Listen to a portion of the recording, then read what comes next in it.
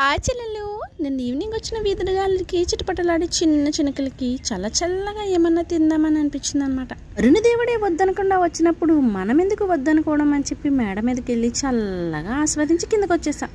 By mistake బలాన్ని పెంచే banana milk shake ని ప్రిపేర్ చేసేస్తున్నా.